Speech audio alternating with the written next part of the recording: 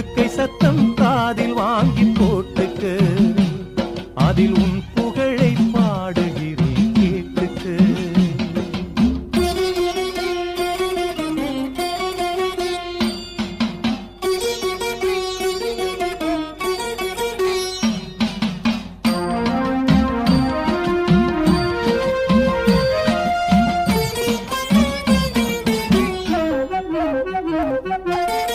நான் படைச்ச ஞானமெல்லாம் நீ கொடுத்த பிச்சை, என்ன நீதானே தமிழெடுத்து பாடும்படி வச்ச.